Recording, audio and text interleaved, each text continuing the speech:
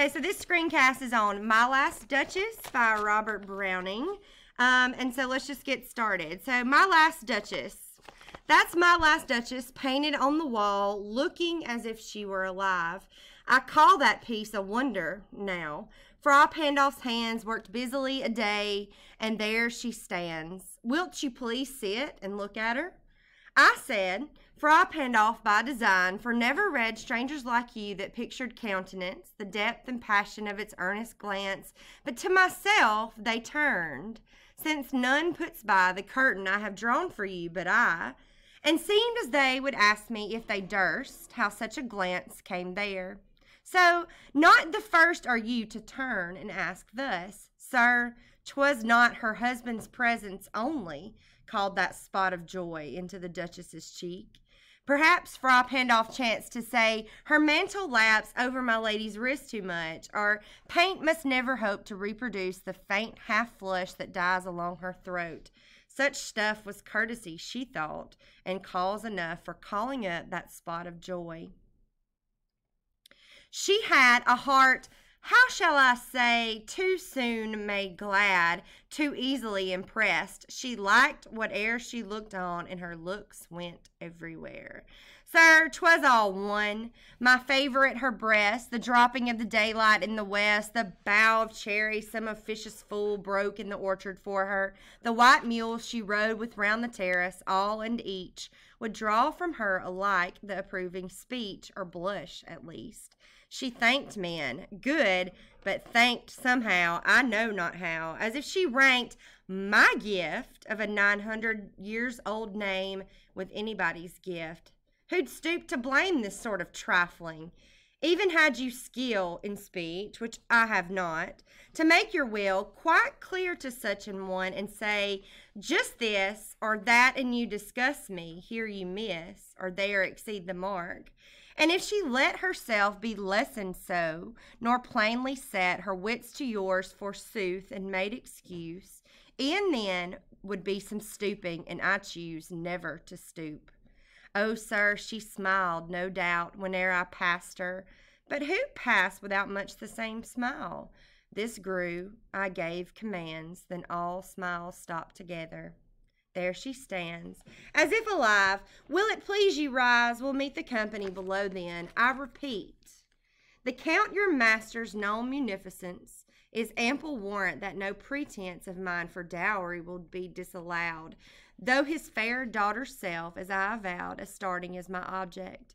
Nay, we'll go together down, sir. Notice Neptune, though, taming a seahorse, though a rarity, which Klaus of Innsbruck struck in bronze for me. Let's talk about the title first, and then I'm going to tell you a little bit about the poem. So the title is first person. How do we know that? It says my, okay? First person, my. What does last mean in terms of terminology? What does last indicate? It's the end, right? What does it also indicate? If something is last, there has to be a sequence, right? There has to be more than one. My last Duchess implies that there will be another Duchess in the future. There may have been several other Duchesses before her. He's talking about the last one he had. Okay, so Browning's inspiration for this poem was the suspicious death of Lucrezia Medici. Where do you know that name from? Think in your history. The Medici family. Where are they from?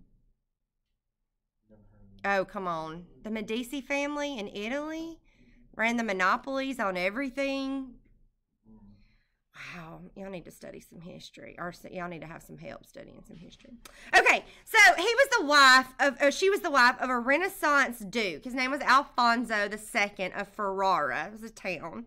So they were a very powerful, very prominent family during the Renaissance period. Okay, so Ferrara's name is mentioned in the epigraph of the poem. On your paper, you see the epigraph directly underneath the title and the author's name, Ferrara. Okay, so this is how Browning made this connection to this story here.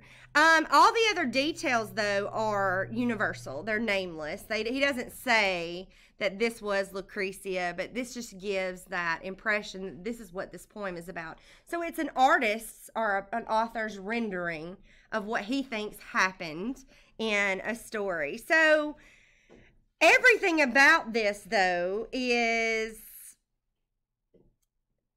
crazy. I don't know if you could read into the text, but I hope that you could. So this Renaissance Duke is conducting a marriage negotiation, which wouldn't have been uncommon. Okay, wealthy families would send an emissary. My daughter wants to marry you. You know, we've got a lot of money. If we make this joint, you know, it was an arranged marriage. Okay, so this is who this guy is talking to. This Duke is speaking to an emissary for someone who wants to marry his daughter to this Duke. Okay, so it's a marriage negotiation. So what he's doing is he's taking this servant into his private art gallery. And behind all these pieces of art that he has, he talks about one at the end, the Neptune, the statue of Neptune. He's got behind a curtain on a wall the picture of his last Duchess that he commissioned someone to paint for him. Okay? The fact that he keeps it covered should be a key clue. He pulls back the curtain to let this dude look, this emissary look at this painting of this woman. Okay? Strange. His last Duchess, may I add, the last one he had.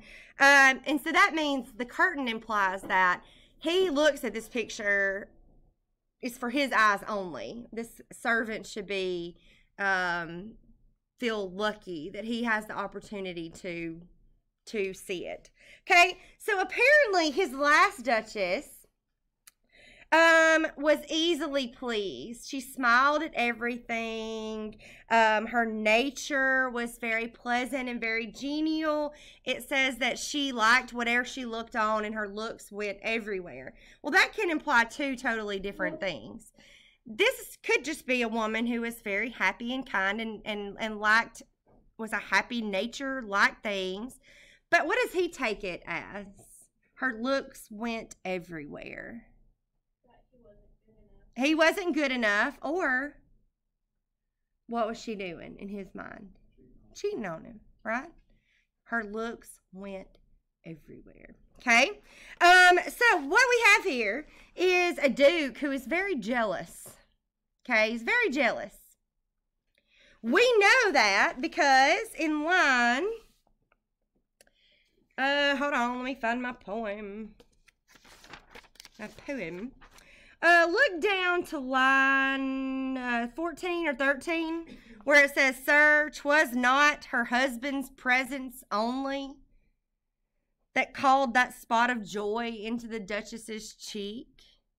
Again, down to 23, 22. She had a heart, how shall I say, too soon made glad, too easily impressed. She liked whate'er she looked on, and her looks went everywhere. This is an innuendo, that last line. It's a seemingly innocent statement that implies something bawdy or racy there. Her looks went everywhere. So the Duke hated the fact that she smiled and she was happy all the time. He hated it because in his mind, it wasn't just for her husband. She should have reserved those smiles and those blushes and that happiness for just him. Okay? All right, so this nature was enough to throw him into a rage. Look down on the back there to 43.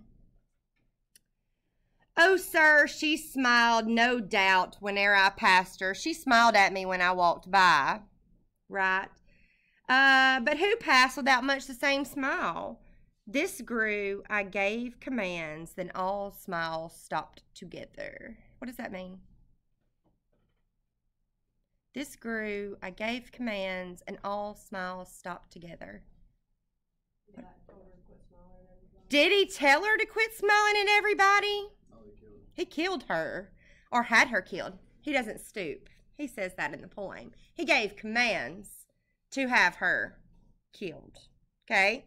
This grew, I gave commands, and all smiled. She won't be smiling anymore, other men.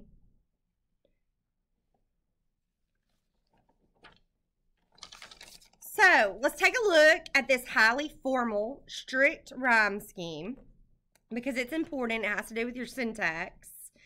This is a guy who appreciates being in control. He likes to have the control. He wants to have a wife, but he only wants his wife to be subservient to him, right? He likes being in control. And we can see that. We have a very strict rhyme scheme, okay? So you have AA, wall call, hand stands, said red, countenance glance, all the way down the entire poem.